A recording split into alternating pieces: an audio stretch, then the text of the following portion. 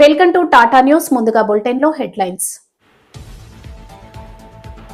Chodavaram sub jail నుంచి తప్పించుకున్న ఖైదీలను పట్టుకున్న పోలీసులు. మాజీ మంత్రి కారుమూరి దమ్ముంటే నిరూపించాలని తనకు ఎమ్మెల్యే ఆరిమిల్లి రాధాకృష్ణ సవాల్. కూటమి ప్రభుత్వం అధికారంలోకి వచ్చిన తర్వాత దాదాపు 1200 కోట్లు పైబడి దోపిడీ. మాజీ మంత్రి కారుమూరి నాగేశ్వరరావు.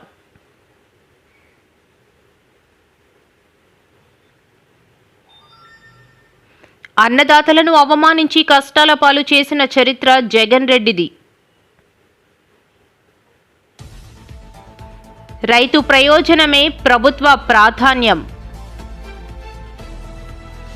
లబ్బూరు ఏకలవ్య సమస్యలను పరిష్కరిస్తాం. ప్రభుత్వ మెడికల్ కాలేజీలను పీపీపీ పద్ధతిలోకి మార్చడం చాలా దారుణం. చోడవరం సబ్ జైలు నుంచి పరారైన రిమాండ్ ఖైదీలు రవికుమార్ రాములను 24 గంటల్లోనే విశాఖలో అరెస్ట్ చేసినట్లు అనకాపల్లి జిల్లా ఎస్పీ తెలిపారు. వీరికి సహకరించిన మరో రిమాండ్ ఖైదీ స్వామిపై కూడా కేసు నమోదు చేశారు. 3 నిందితులపై కేసులు నమోదు చేసినట్లు వెల్లడించారు. మొన్న మన చోడవరం సబ్ జైల్ అనకాపల్లి జిల్లాలో ఒక జైల్ బ్రేక్ మనకి రిపోర్ట్ అయింది. 5th తారీఖున 4 PM రెండు రిమాండ్ ప్రిజనర్స్, ఇద్దరు, ఒక నక్క రవికుమార్ అండ్ సెకండ్ బెజవాడ రాము, వాళ్ళు చోడవరం సబ్ జైల్ నుంచి ఒక పాడుకోవడానికి ఒక ప్లాన్ చేసుకున్నాడు. అందులో హెడ్ వార్డెన్ వత్స వీరరాజుకి ఐరన్ హ్యామర్తో తల మీద కొట్టేసి కీస్ తీసుకుని మెయిన్ గేట్ ఓపెన్ చేసేసి అక్కడ నుంచి వెళ్ళిపోయారు. అదే ఇన్ఫర్మేషన్ వచ్చిన తర్వాత మన అనకాపల్లి డిస్ట్రిక్ట్ పోలీసు వెంటనే రియాక్ట్ అయ్యి అక్కడ సీన్ విజిట్ చేయడం జరిగింది. నేను కూడా పర్సనల్గానే విజిట్ చేశాము. అక్కడ మన సీసీటీవీ కెమెరా చూసుకుంటే ఇది అన్నీ మనకి బయటకి తెలిసింది. తర్వాత మనం మల్టిపుల్ టీమ్స్ ఫామ్ చేసి నియర్ బై తణుకు నియోజకవర్గంలో 1200 కోట్ల అవినీతి జరిగిందని తమపై బురద జల్లుతున్న మాజీ మంత్రి కారుమూరి దమ్ముంటే నిరూపించాలని తణుకు ఎమ్మెల్యే ఆరిమిల్లి రాధాకృష్ణ సవాల్ విసిరారు. ఆస్కార్ అవార్డు ఇవ్వాలని నీ నటనకి, నీ నటన చేతారానికి. సో ఇవన్నీ కూడా గుర్తుపెట్టుకో. నువ్వు చేసిన పాపాలు నిన్ను నీడలాగా వెంటాడుతున్నాయి, ఇంకా చాలా ఉన్నాయి. నువ్వు ఏ విధంగా గనులు దోపిడీ చేసావో, ఏ విధంగా గనులను అక్రమంగా ట్రాన్స్ఫర్లు చేయించుకున్నావో, ఇవన్నీ కూడా ఉన్నాయి రికార్డెడ్గా. నువ్వు ఏదైనా రికార్డెడ్గా ఉంటే తీసుకురా. నువ్వు ఓకే, నేను ఇప్పుడు ఇవన్నీ చెప్పాను కదా, నువ్వు చెప్పు, రా రాధాకృష్ణ కూర్చుందాం, నీ దగ్గర ఉన్నాయి తీసుకురా, నా దగ్గర ఉన్నాయి తీసుకొస్తానని, నేను రెడీ.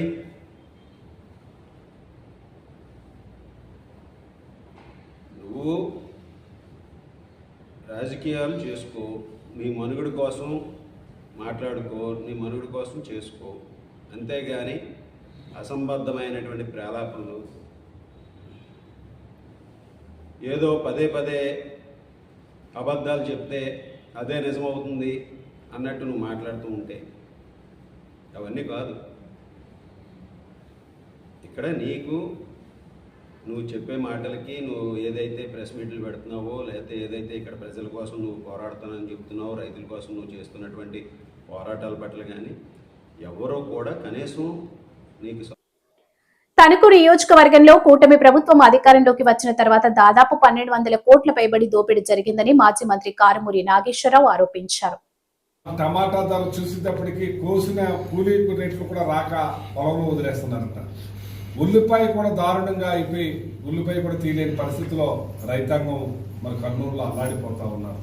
చీనే ఏదైతే బత్తాయిలు ఉన్నాయో అవి కూడా మరి మార్కెట్ లేకుండా పోయింది. కానీ మార్కెట్లో మాత్రం 50 రూపాయలు బస్తాయిలు ఉన్నాయి, మరి 25 రూపాయలు ఉల్లిపాయలు ఉన్నాయి, 40 రూపాయల దాకా టమాటా ఉంది. కానీ మధ్య దళారీ దోచుకునే పరిస్థితి ఈ ప్రభుత్వం. ఎప్పుడు కూడా జగన్మోహన్ రెడ్డి గారు దళారీ వ్యవస్థను పక్కన పెట్టి రైతు పండించిన పంటకు ఆయన గిట్టుబాటు రావాలని చెప్పి రైతాంగం గురించి ఆలోచించిన ఏకైక ముఖ్యమంత్రి జగన్మోహన్ రెడ్డి. ఎప్పుడు కూడా రైతు పక్షపాతిగానే ఉన్నాడు. కానీ రైతు అంటే కూడా ఇష్టం లేని వ్యక్తిగా చంద్రబాబు నాయుడు ఉన్నారు. వ్యవసాయం వేస్ట్ అంటాడు ఆయన ఎప్పుడు కూడా. అటువంటిది ఎలా రాజశేఖర రెడ్డి గారు కానీ జగన్మోహన్ రెడ్డి గారు కానీ వ్యవసాయం పండగను చేసింది వాళ్ళిద్దరే అని చెప్పి సందర్భంగా తెలియజేస్తున్నాను. క్రాప్ ఇన్సూరెన్స్ కట్టి సొంత డబ్బులతో, మన సొంత ప్రభుత్వ డబ్బులతోటి మరి వాళ్ళకి ఇన్సూరెన్స్ ఇచ్చేలా చేసిన ఘనత జగన్మోహన్ రెడ్డి. ఇవాళ అది గాలికి ఎత్తేసారు. ఇవాళ ఏదైతే ఇన్పుట్ సబ్సిడీ ఉందో చాలా చోట్ల వరి చేలు దెబ్బతిన్నాయి. వాళ్ళకి ఇమ్మీడియట్లీ మరి ఇన్వెస్ట్మెంట్ చేసి మరి వాళ్ళకి ఇన్పుట్ సబ్సిడీ వచ్చేసేలా చేసిన ప్రభుత్వం జగన్మోహన్ రెడ్డి. ఇవాళ దాని గురించి పట్టించుకునే నాదుడే లేడు. ఇవాళ రైతు అల్లాడిపోతా ఉన్నారు. రైతుకి గిట్టుబాటు ధర లేదు, పండించిన దానికి లేదు, మిర్చికి లేదు, తుబాకు. అన్నదాతలను అవమానించి కష్టాల పాలు చేసిన చరిత్ర జగన్ రెడ్డిదే అని మంత్రి కొలుసు పార్థసారథి అన్నారు. ఈ మేరకు ఆయన మీడియాతో మాట్లాడుతూ కూటమి ప్రభుత్వంలో రైతులందరూ సంతోషంగా ఉంటే జగన్ చూడలేకపోతున్నాడని విమర్శించారు. విచారాల్ని ప్రజల్లోకి తీసుకెళ్తూ ప్రజల్లో ఆందోళన సృష్టించి, లేని పరిస్థితులను సృష్టించి, భయాందోళనలు సృష్టించి రాజకీయ లబ్ధి పొందాలనుకోవటం ఇంతకంటే దిగజారుడు రాజకీయం ఉండదని చెప్పేసి నేను భావిస్తా ఉన్నా. నేను ఏదైనా సమస్య ఉంటే సమస్యని ప్రభుత్వం దృష్టికి తీసుకురావాల్సిన బాధ్యత ప్రతిపక్షాంది కాబట్టి తప్పకోకుండా వాస్తవాల ఆధారంగా ప్రభుత్వ దృష్టికి తీసుకొస్తే దాని మీద స్పందించకపోతే ప్రజలు గుర్తిస్తారు ఆ తప్పుని. కానీ వైఎస్ఆర్ కాంగ్రెస్ పార్టీ తాము చేసే అరాచకాలు,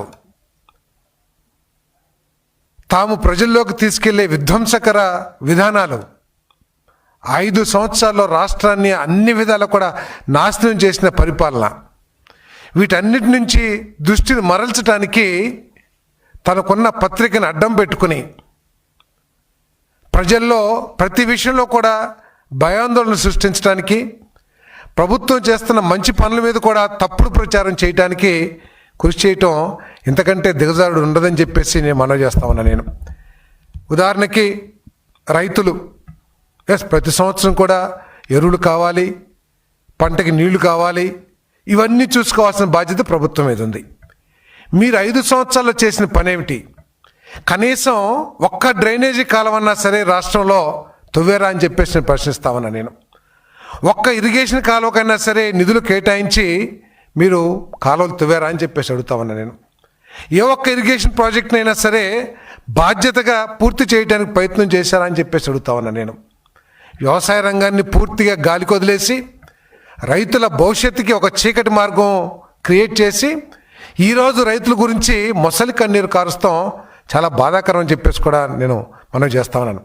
మీరు మొసలి కన్నీరు కారుస్తే రైతులు గుర్తిస్తారు, రైతులేమి అమాయకులు కాదు. కానీ మీరు భయాందోళన సృష్టించి, ఉదాహరణకి యూరియా ఉంది, యూరియా మీరు 5 సంవత్సరాలు పరిపాలన చేశారు, మీరు ఎన్ని టన్నులు తీసుకొచ్చారని చెప్పేసి నేను అడుగుతా ఉన్నా. నేను అదే అప్పుడు ఎంత ఆయకట్టు ఉందో ఇప్పుడు కూడా అంతే ఆయకట్టు ఉంది, కొంత పెరిగే ఉంటుంది. ఎందుకంటే కొన్ని హంద్రీని యూరియా కొరతపై అన్నదాతలు ఆందోళన చెందవద్దని ఆంధ్రప్రదేశ్ రాష్ట్ర వ్యవసాయ శాఖ మంత్రి అచ్చెన్నాయుడు పేర్కొన్నారు. శ్రీకాకుళం జిల్లాలో ఎరువులు నిల్వలు పుష్కలంగా ఉన్నాయని ఉద్ఘాటించారు. శ్రీకాకుళం రూరల్ మండలం తండెం వలస గ్రామంలో ఎరువులపై రైతులకు అవగాహన సదస్సు నిర్వహించారు. స్టాక్ చేసుకోవాలని మొత్తం తీసుకెళ్లిపోవడం వల్ల ఈ సమస్య వచ్చింది. నేను రైతులకి స్పష్టంగా తెలియజేస్తున్నాను. వ్యవసాయ అధికారులు, గ్రామంలో రెవెన్యూ అధికారులు, నిన్నటి నుంచి కలెక్టర్ గారు ఎవరైతే గ్రామాల్లో ఎన్ఆర్జీఎస్ ఫీల్డ్ అసిస్టెంట్స్ ఉన్నారో వీళ్ళందరికీ టీంలేసి స్పష్టంగా ఆదేశాలు ఇచ్చి ఏ రైతుకి మొదటి డోసులో ఎంత యూరియా ఇవ్వాలి, ఏ విధంగా ఇవ్వాలి, అవసరమైతే ఇంటింటికి కూడా తీసుకెళ్లి కార్యక్రమం చేయమని స్పష్టంగా ఆదేశాలు ఇచ్చాను. అయితే ఏదైతే మనకి ప్రైవేట్ డీలర్స్ దగ్గర ఒక సమస్య మొదట్లో వచ్చింది. గవర్నమెంట్కి ఏదైతే మార్కెట్ నుంచి ఇస్తున్నామో ట్రాన్స్పోర్ట్ ఛార్జీలన్నీ మేమే కడుతున్నాం. అందువల్ల కొంత రేటు తగ్గుతుంది, ఒక 30 రూపాయలు. అదే ప్రైవేట్ డీలర్ అనుకోండి, రైల్వే స్టేషన్ నుంచి వాడు కొట్టుకు తీసుకెళ్ళాలి, కొట్టు నుంచి మళ్ళీ గ్రామానికి తీసుకెళ్ళాలి. దీనివల్ల కొంత ట్రాన్స్పోర్ట్ ఛార్జీలు పడతాయి. అది కూడా లెక్కేశాను. ఒక ప్రైవేట్ వర్తకుడు ట్రాన్స్పోర్ట్ ఛార్జీలు ఎంత ఖర్చు అవుతుందో లెక్కేసి ఎట్టి పరిస్థితిలో 30 రూపాయల కంటే, అంటే 267 రూపాయలకు మనం ఇస్తున్నాం. అంటే దాదాపుగా 300 రూపాయల కంటే ఒక్క పైసా ఏ ఒక్క రైతుకి ఎక్కువ తీసుకున్నా యాక్షన్ తీసుకుని కేసులు పెట్టమని చెప్పాం. అయితే ఇంతకు ముందు ప్రైవేటు వర్తకులకి ఫ్రీగా ఇచ్చాం, నచ్చిన వాళ్ళకి నచ్చినట్టుగా ఇచ్చుకోమని. ఈసారి కూడా వ్యవసాయ శాఖే జిల్లా కలెక్టర్ గారి ఆధ్వర్యంలో ప్రైవేట్ డీలర్స్ దగ్గర ఉన్న యూరియా కూడా మేమే కంట్రోల్లోకి తీసుకున్నాం. ఎందుకంటే రైతులు అర్థం చేసుకోవాలి, ఎంతమంది రైతులు ఉన్నారు అందరికి వస్తుంది, కానీ ప్రభుత్వం దగ్గర కొంత ఉంటుంది, డీలర్ల దగ్గర కొంత ఉంటుంది. కొంతమంది ఎక్కువ యూరియా వేయాలని ఇటు మేమిచ్చింది తీసుకుంటున్నారు, మళ్ళీ ప్రైవేట్ డీలర్ దగ్గర. లబ్బూరు ఏకలవ్య సమస్యలను పరిష్కరిస్తాం. అల్లూరి జిల్లా ముంచంగిపుట్టు మండలం Labburu Eklavya model residential school సమస్యలు తొందరలోనే పూర్తి స్థాయిలో పరిష్కరిస్తామని లబ్బూరు ఏకలవ్య సమస్యలను పరిష్కరిస్తాం. అల్లూరి జిల్లా ముంచంగిపుట్టు మండలం Labburu Eklavya model residential school సమస్యలు తొందరలోనే పూర్తి స్థాయిలో పరిష్కరిస్తామని APSRTC Vizianagaram zone chairman Siyari Donnudora తెలిపారు. ఆదివారం లబ్బూరు ఏకలవ్యలో సందర్శించిన అనంతరం ఆయన మీడియాతో మాట్లాడుతూ ఏకలవ్యలో ఉన్న నీటి సమస్య 2 రోజుల్లో పరిష్కరిస్తామని హామీ ఇచ్చారు. పాఠశాల 2వ అంతస్తు భవన నిర్మాణంతో పాటు ప్రహారీ గోడ నిర్మాణం త్వరలోనే పూర్తి చేస్తామన్నారు. లబ్బూరు ఏకలవ్యను టీడీపీ హయాంలోనే మంజూరు చేసిందని, కూటమి ప్రభుత్వం అధికారంలో ఉన్నప్పుడే పాఠశాల ప్రారంభించడం సంతోషంగా ఉందన్నారు. గిరిజన ప్రాంతంలో ఉన్న అన్ని గురుకుల ప్రభుత్వ పాఠశాలల సమస్యలు పరిష్కారానికి కృషి చేస్తామని అన్నారు. ఏకలవ్య పాఠశాల విద్యార్థులు ఉన్నత చదువులు చదివి ప్రయోజకులు కావాలని ఆకాంక్షించారు. పాఠశాలల విద్యాభివృద్ధికి కూటమి ప్రభుత్వం కట్టుబడి ఉందన్నారు. ఈ పర్యటన సందర్భంగా ఉపాధ్యాయుల పనితీరును ప్రశంసిస్తూ విద్యార్థులతో కలిసి సహపంక్తి భోజనాలు చేశారు. ఈ కార్యక్రమంలో టీడీపీ మండల అధ్యక్షురాలు Sanyasamma, PACS chairman Babuji, Araku parliament organisation secretary Sastribabu, TDP మండల కార్యదర్శి జగత్ రాయ్, కూటమి నాయకులు బలరాం, రామస్వామి, నీలకంఠం పాత్రో, చిన్ని, కామరాజు, రామదాసు, సుబ్రహ్మణ్యం, చిరంజీవి తదితరులు పాల్గొన్నారు. ఎందుకంటే ఇంత మారుమూల ప్రాంతంలో ఒక ఈఎంఆర్ఎస్ పాఠశాల అంటే అది ఏకలవ్య, ఇలాంటి పాఠశాలలు మా గిరిజన ప్రాంతంలో ఉండడము సంతోషదాయకం. ఇది గత మన తెలుగుదేశం ప్రభుత్వం ఉన్నప్పుడే ఈ పాఠశాలలు ఒక్కొక్క మండలంలో ఒక్కొక్క పాఠశాలలు మంజూరు చేయడం జరిగింది. ఈరోజు మళ్ళీ మా ప్రభుత్వం వచ్చిన తర్వాత ఈ పాఠశాలని ప్రారంభించడం చాలా సంతోషదాయకం. గత ప్రభుత్వం ఉన్నప్పుడు ఈఎంఆర్ఎస్ పాఠశాలల కోసం కనీసం పట్టించుకోలేదు, వాళ్ళ బిల్డింగ్ నిర్మాణం కోసం పట్టించుకోలేదు. కానీ మళ్ళీ మన కూటమి ప్రభుత్వం వచ్చిన తర్వాత ఎక్కడెక్కడైతే ప్రభుత్వ మెడికల్ కాలేజీలను పీపీపీ పద్ధతిలోకి మార్చడం ఎస్సీ ఎస్టీ బీసీలకు వైద్యం విద్య దూరం చేయడమేనని, తక్షణమే పీపీపీని రద్దు చేయాలని విధ్వంసం విస్తృత దళిత సంఘాల ఐక్యవేదిక రాష్ట్ర convener doctor Busi Venkatarao demand చేశారు.